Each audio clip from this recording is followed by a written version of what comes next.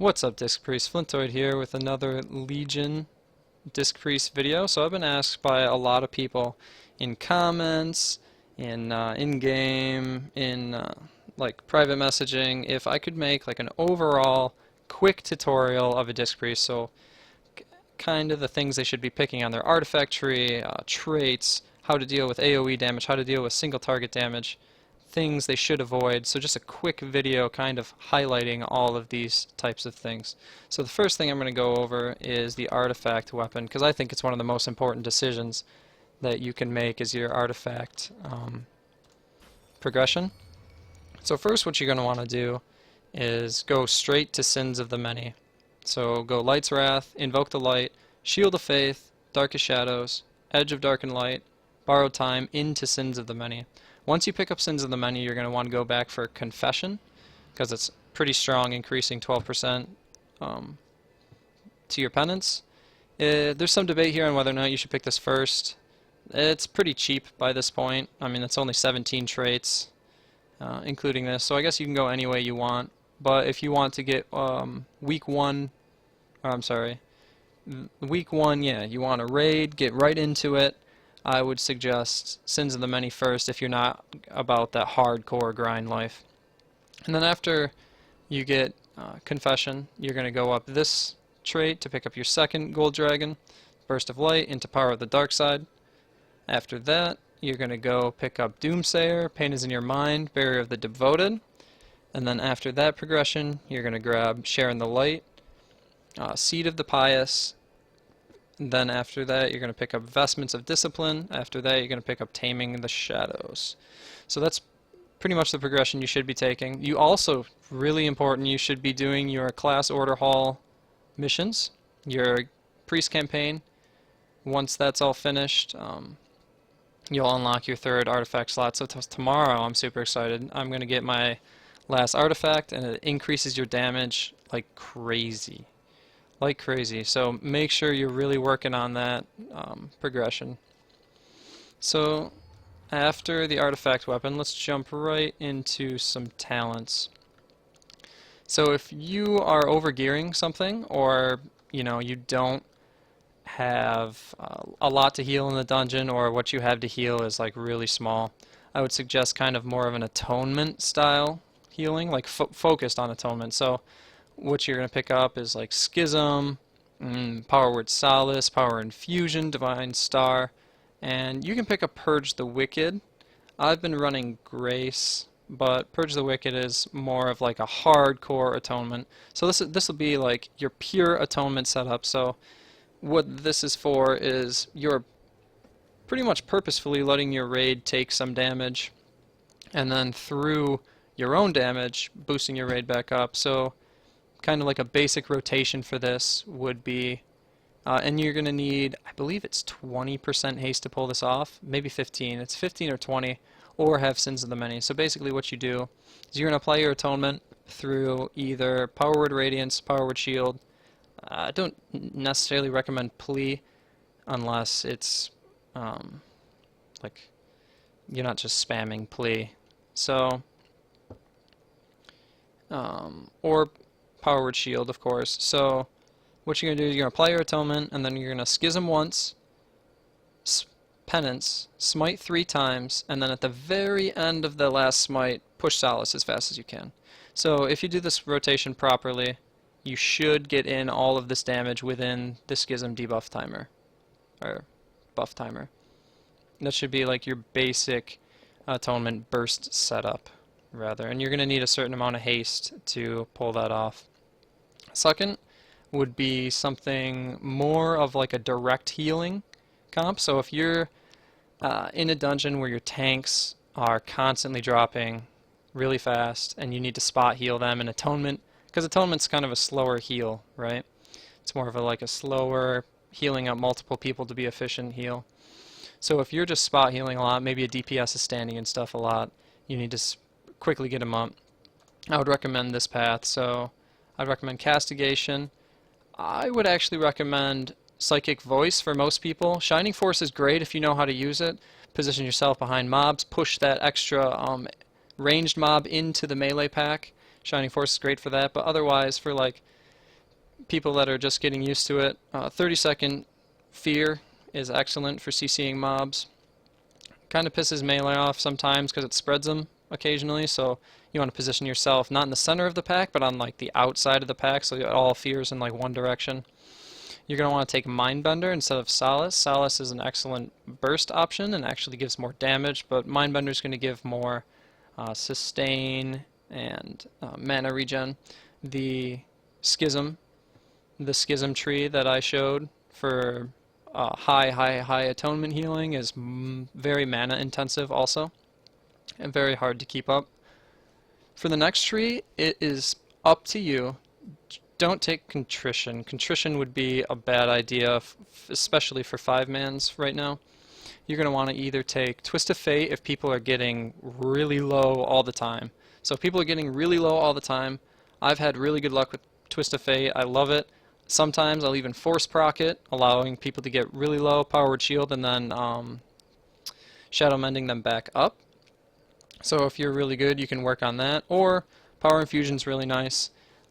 I would suggest using Power Infusion defensively as opposed to reactively. So a lot of Disc Priests kind of lose value with Power Infusion because what they'll do is they'll use it as like a catch-up mechanic. So people are low already, I need to catch up. It's better to use this as more of I'm applying a bunch of atonement through Rapture spam or Power Word Shield, and then the damage comes in and my Power Infusion is already running, so I can easily mitigate the damage and then come back and heal that damage back up. Right now I've been using Power Infusion a lot because I have a trinket that is on a perfect cooldown. It's called Horn of Valor. Perfect cooldown with Power Infusion, so I just macro the two together and just insane healing burst and damage burst when I need it. The next, the 90 talent is really undisputed. It's going to be Divine Star. Clarity of Will is too weak. Halo pulls way too many mobs in the dungeon setting. You're definitely, well, can't say this yet, but I'm almost positive you're going to be picking Halo up in a raid setting as opposed to Divine Star. But that's to be seen. Grace for sure for this spot healing. You need Grace to work for this. It's an excellent spell, especially because you're going to be spamming mostly Shadow Mend on targets. So what it's going to look like is when people get low, you're going to be Shadow Mending them back to like a reasonable level. Shadow Mending someone to full health is okay if it's a single target, but if it's an AoE, don't bother Shadow Mending one person to full health and then moving to the next. Rotate between the two. So with this setup, this is kind of a setup where it's like high spot healing. So you're going to rotate, you're going to Shadow Mend maybe myself because I've taken a lot, then I'm going to Shadow Mend the tank, then I'm going to Shadow Mend the DPS, and basically rotate between the people that are taking high damage. And then in between this rotation, you're going to Penance because it's just higher throughput. So you'll Shadow Mend, Shadow Mend, Shadow Mend, maybe Power Word Shield the tank, and then you're going to Penance. And this is also, with Castigation, it adds like quite high burst. So you'll just Shadow Mend, Shadow Mend, Shadow Mend, or Shadow Mend, Shadow Mend, Power Word Shield on a tank if like everyone's already full. And then you're going to burst with Penance. If you can weave Shadow Word Pain in there somewhere, it's really nice. Shadow Word Pain is an excellent dot, but you want to try to, I would say at very minimum, think, okay, if I apply this dot, is the dot going to be at least half consumed by the time it's done? Because if it's not half consumed, you might as well have just, just casted a spell for nothing. You might as well just have put an extra Shadow Mend on someone to make sure they were full health. Let's see. What else? Shadow Covenant is shit right now. If it gave atonement to people, it may be better, but it doesn't, and it replaces your Radiance, which is your fastest source of applying atonement. Purge the Wicked is good for that like high atonement healing, but atonement healing is more of like a, I don't know, it's slower. It's definitely slower than spot healing. Let's see, what else do we got here? Okay. So this is kind of where I'm at. I'm through a second week of mythics, equipped at item level 840, item level in bag 841.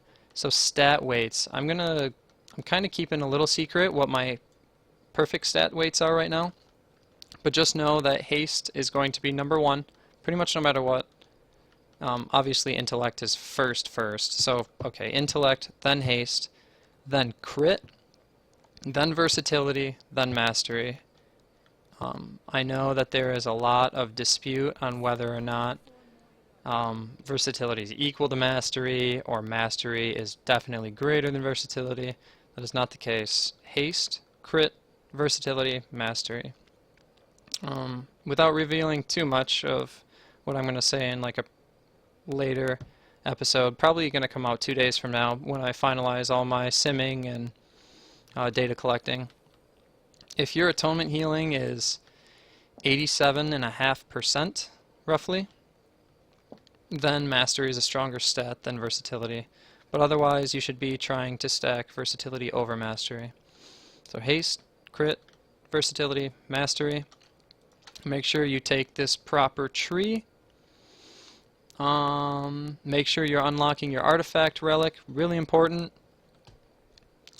Let's see, is there anything else? World quests. World quests, if you have a higher item level, you will actually proc higher